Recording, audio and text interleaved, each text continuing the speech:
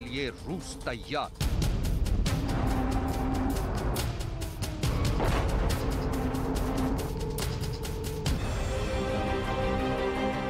America के साथ साथ ब्रिटेन के खुफिया विभाग ने बहुत बड़ा खुलासा किया है। अमेरिका का कहना है कि रूस कीव पर कब्जे के लिए अब केमिकल वॉर की तैयारी में है।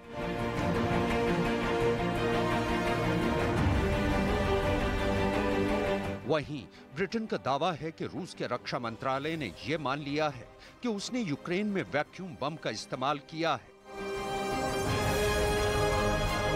पहले वैक्यूम बम का इस्तेमाल और अब केमिकल बम से जंग की तैयारी। रूस का हमला यूक्रेन के लोगों पर बहुत ही भारी रहने वाला है, क्योंकि ये दोनों ही बम रूस के जखीरे में मौजूद सबसे घातक बम है।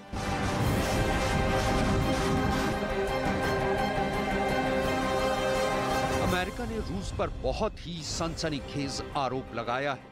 आरोप ये कि रूस यूक्रेन के शहरों पर केमिकल अटैक की प्लानिंग कर रहा है।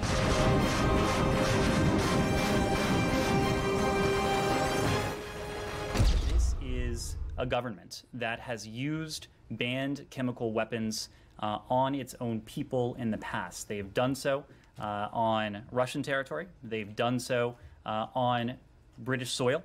They have supported the brutal Assad regime, which itself has used banned chemical weapons on its people. So we know what this government will resort to, can resort to, has resorted to in the past. But the other element that gives us a good deal of concern is what we know about the Kremlin's tactics, especially its disinformation tactics. America के इस आरोप से पूरी दुनिया हैरान है, परेशान है, क्योंकि अगर ये दावा सही साबित हुआ तो यूक्रेन के लोगों की जान खतरे में है। यूक्रेन की हवा में बारूद का धुआं खुला ही हुआ है, अब जहरीली गैस भी मिल जाएगी।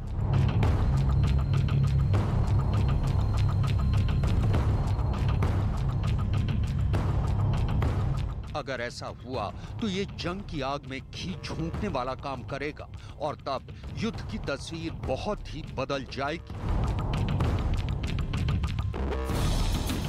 यूक्रेन की जमीन रूस के बमों का डंपिंग ग्राउंड पहले से बना हुआ है। इन तस्वीरों को देखिए, ये यूक्रेन की धरती पर आधम के पुतन के वो बम हैं जिन्हें रूस अभी तक फोड़ नहीं पाया है।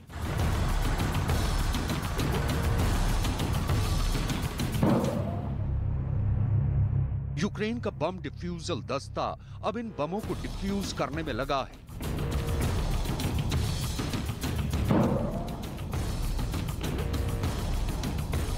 रूस के ऐसे ही बमों ने यूक्रेन में आग लगा रखी है।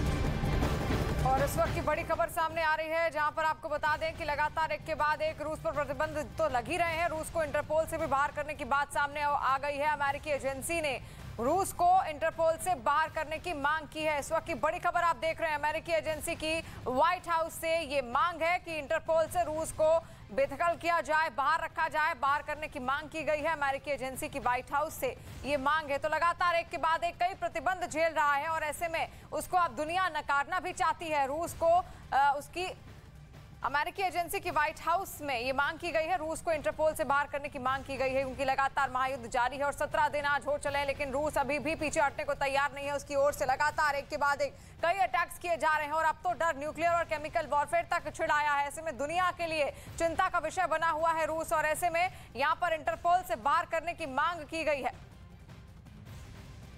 और रूस से जंग लड़ रहे यूक्रेन को अमेरिका से बड़ा झटका लगा है। अमेरिका ने यूक्रेन के इरादों पर पानी फेरते हुए उसे लड़ाकू विमान देने से इनकार कर दिया। यूक्रेन ने रूसी हमलों का जवाब देने के लिए अमेरिका समेत यूरोपीय देशों से मदद मांगी थी। हमलों का सामना कर रहे यूक्रेन को अमेरिका ने लड़ाकू विमान देने से मना कर दिया। इसके साथ ही अमेरिका ने साफ किया कि मौजूदा वक्त में यूक्रेन को जंगी विमानों के बजाय जमीन से हवा में मार करने वाली मिसाइलों की जरूरत ज्यादा है। हालांकि यूक्रेन के राष्ट्रपति व्लादिमीर ज़ेलेंस्की लगातार अमेरिका समेत नेटो से लड़ाकू विमानों की मांग कर रहे हैं। इससे पहले उन्होंने यूक्रेन को नो फ्लाई जोन घोषित करने की मांग की थी, जिसे ठुकरा दिया गया था। और यूक्रेन पर रूस के हमले का आज 17वां दिन है। रूस की सेना लगातार हमले तेज करती जा रही है, जिसका जवाब यूक्रेन भी दे रहा है। और यूक्रेनी सेना ने रूस के एक टैंक के काफिले पर हमले का दावा भी किया है, जिसमें कई रूसी जवान मारे गए हैं। और हमले के वीडियो में रूसी सेना भागती दिख रही है। इन सबके बीच अमेरिकी रक्षा मंत्रालय ने दावा किया है कि रूसी सेना यूक्रेन की राजधानी कीव के काफी करीब पहुंच गई है, जबकि यूक्रेनी सेना की ओर से दावा किया जा रहा है कि रूस की सेना परमाणु पावर प्लांट को मिलिट्री बेस की तरह उपयोग कर रही है। और अपने दावे के समर्थन में यूक्रेन की सेना ने वीडियो भी जारी किया है। वहीं यूक्रेन की सेना भी जवाबी हमले कर रही है। मारियोपोल का एक वीडियो भी सामने आया है, जिसमें एंटी टैंक मिसाइल से एक रूसी टैंक को उड़ाते दिखाया गया। यूक्रेन के वेनेत्सिया प्रांत के एडमिनिस्ट्रेशन हेड ने एक वीडियो भी जारी किया है। वीडियो में यूक्रेन के कमांडो घने जंगल में दिख रहे हैं और गुरिल्ला वॉर की तैयारी की जा रही है। और अमेरिका ने रूस पर यूक्रेन में केमिकल और जैविक हथियार से हमले की आशंका जता दी है। और 3 दिन पहले रूस ने अमेरिका को यूक्रेन में जैविक हथियार बनाने के लिए जिम्मेदार ठहराया था। अमेरिका ने अगले ही दिन पलटवार करते हुए रूस के इन आरोपों को खारिज कर दिया। साथ ही ये भी आशंका जता दी कि रूस यूक्रेन में केमिकल हमले को अंजाम दे सकता है। व्हाइट हाउस की तरफ से बताया गया कि यूक्रेन में रूस जैविक और केमिकल हथियारों से हमले की साजिश रच रहा है, क्योंकि इससे पहले सीरिया में भी रूस के सहयोगी इस तरह के हमले कर चुके हैं। इसलिए अमेरिका ने अपने सहयोगी देशों को रूस की हर हरकत पर नजर रखने को कहा, क्योंकि अमेरिका की चिंता ये है कि अगर लड़ाई लंबी चली तो रूस जैविक हथियारों के हमले पर उतर सकता है।